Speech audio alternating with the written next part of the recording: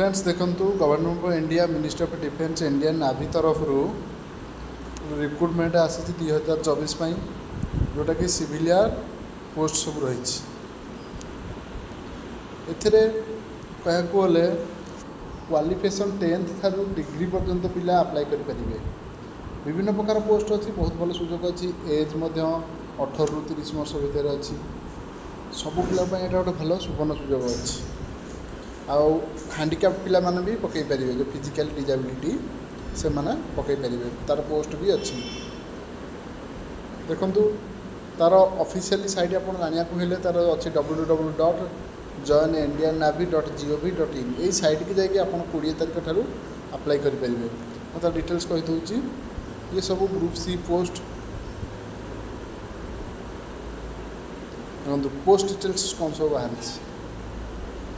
Name of the post प्रथम ये charge man तार केते कौन पोस्ट अच्छी आप वीडियो को पॉज कर देखो कारण मुझे गोटी गोटी कर कही वीडियो बहुत लॉन्ग हो जोटा कि आपको विरक्त भी लगे आप निजे पॉज कर देखो मुझे टिके स्क्रॉल कर दूँगी ये सब पोस्ट देखी दिंतु तार क्वालिफिकेशन कौन अच्छी से भी देखीदेवे।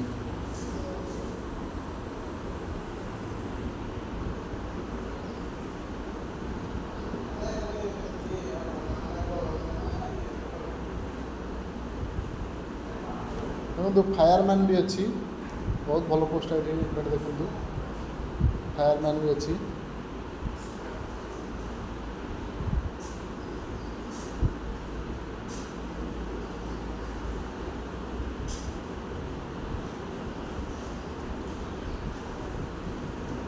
देखले तार को पोस्ट बाहर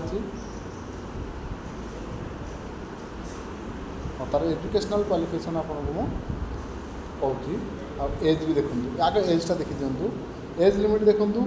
जो चार्ज मैन 18 ରୁ 25 वर्ष भितर चार्ज मैन फैक्ट्री भी सही आप वीडियो पॉज कर देखूँ।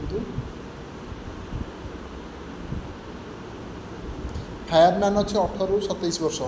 बहुत भल सुजोग अच्छी 18 ରୁ 27 वर्ष पिला माने अप्लाई करेंगे।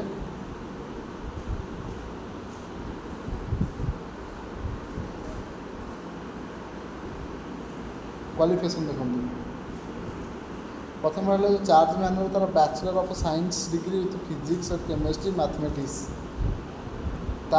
सेटा थी ना डिप्लोमा इन केमिकल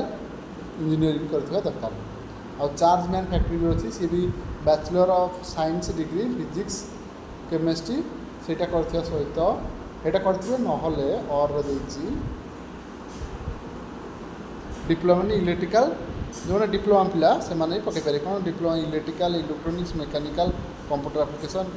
करेंगे और charge man Takar diploma in mechanical और इलेक्ट्रिकल सहित 2 years एक्सपीरियंस मागी charge man mechanic scientific assistant रे बीएससी डिग्री इन फिजिक्स और केमिस्ट्री ड्राफ्टमैन रे मैट्रिकुलेशन और equivalent from a recognised board matriculation सभा सहित आपंकर ITI थिबा दरकार। फायरमैन देखो समस्तटा पकई पारे 12th class pass from a recognised board ता सहित आपण एलिमेंटरी बा basic auxiliary fire fighting course गोटे इंस्टीट्यूट कर दरकार। डायरेक्ट सब पिला एटा पकई पारे जो माने फायर फाइटिंग कोर्स करेंगे से माने पकई पारे तार फिजिकल मेजरमेंट भी रही फायर इंजिन ड्राइवर 12 पास करेंगे सहित ताकर हेवी मोटर लाइसेंस थिबो।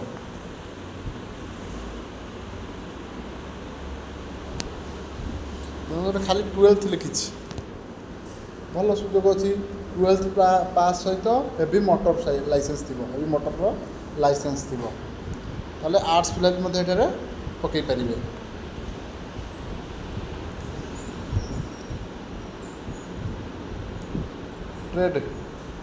ट्रेडमेट देखूँ ट्रेडमैन मेट 10th पास सहित ITI थी दरकार तार पेस्ट कंट्रोल वर्कर मैट्रिकुलेशन सहित मैट्रिकुलेशन खाली मैट्रिक पिला भी पकई पारे। गोटे to have knowledge of Hindi और रीजनल लैंग्वेज हिंदी तो समस्त जानती तार पेस्ट कंट्रोल वर्कर जेकोसी मैट्रिक पास करथिया पिला पकई पारे कुक भी मैट्रिक पिला पास करथिए विथ 1 year एक्सपीरियंस थिया दरकार आ मल्टी टेक्निक स्टाफ मैट्रिक और इक्विवेलेंट और इंडस्ट्रियल टेक्निक मैट्रिक पास करथिए कि ITI भी थी हो पार तो क्वालिफिकेशन देखीदेली तापर देखो आमर एज रिलैक्सेशन देखो SC ST 5 वर्ष OBC 3 वर्ष PW 10 वर्ष PW कैंडिडेट भी सब पकई पारे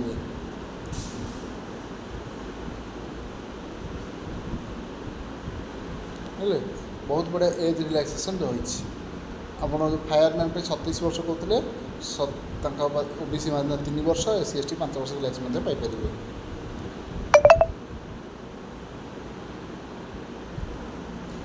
एग्जाम जो हम तार देखूँ general intelligence general awareness quantitative aptitude English language 100 mark परीक्षा हे सब 25-25 अच्छी आउ 1.5 घंटा बा 90 मिनिट तार सिलेबस गुड़ देखी दिंतु कौन कौ थ्रू पड़ो जनरल जो मैंने कॉम्पिटिटिव पार होते हैं सब किसी नुह सिलेबस न देखले भी से अटेंड करेंगे आउ मोस्ट इम्पोर्टाट हूँ तार रजिस्ट्रेशन डेट 20 जुलाई रु आरंभ हम 2 अगस्त रे शेष हम तेणु पाने यहाँ लेट न करी अप्लाई करूँ तार अप्लाई करने आप ऑफिशियल साइट हूँ www.joinindiannavy.gov.in पकड़े पाने यहाँ लेट न करी अप्लाई करूँ।